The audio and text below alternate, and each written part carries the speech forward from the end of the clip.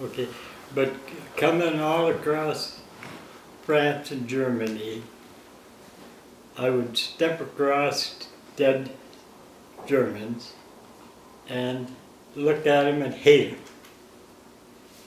because I had no compassion. They were my enemy.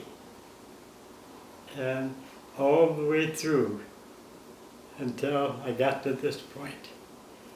Then I found out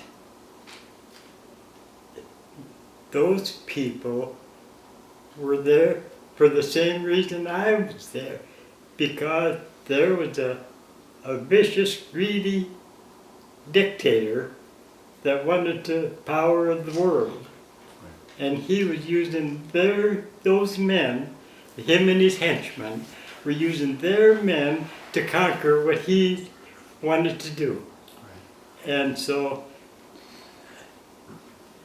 I hated them at that time, but I found out that they were there for the same reason I was, because I was told, and I was there to protect the United States, to fight for our country. They were there because they were drafted into the system and told what to do. And I found out later, after we got to Salzburg, after the war, the German soldiers started being released and coming back. Oh. And we, of course, weren't supposed to fraternize or talk to them, but one day we were in a group and there was a German soldier, he was returning, he was sitting off a little ways, and we were issued K-rations a lot, and rations. Well, in our rations, we were supplied 5 packs of cigarettes every week. And I hardly smoked. I do it to act smart once in a while, but I wasn't addicted to nicotine. So I had a half a beer bag full of cigarettes. But anyway, this particular day, we were talking to somebody, and I lit up a cigarette, and I took a couple of drags of it, and then I threw it down and stomped on it. And this young man sitting over there jumped up, and he came, picked up that cigarette that I just stomped out, and put it in his pocket. And I thought, he starved for nicotine, and here I had thrown it away.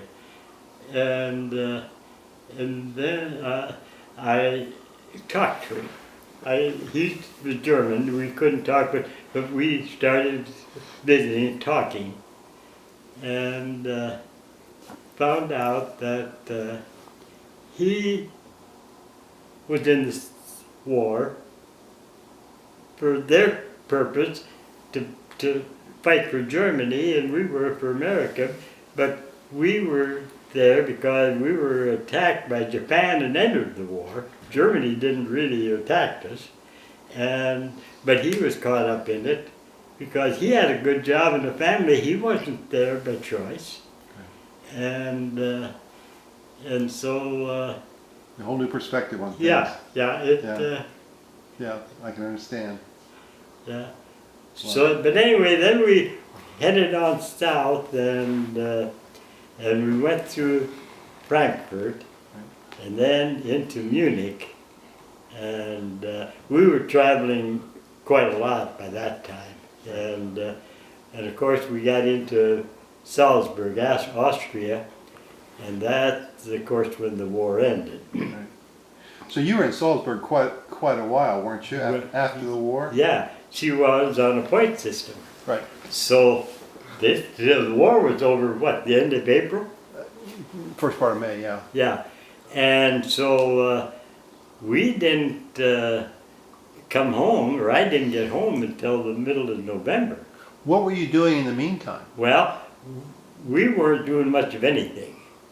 you know, we were waiting for our points to come up. Right. And of course, I had 3 overseas bars. Every 6 months, you got a bar overseas. So I had 3 overseas bars, which counted. I was a staff sergeant, which counted. I had a Bronze Star, which counted for points. So different ones and how long I'd been overseas. But anyway, then when my points finally did come up, then I went by.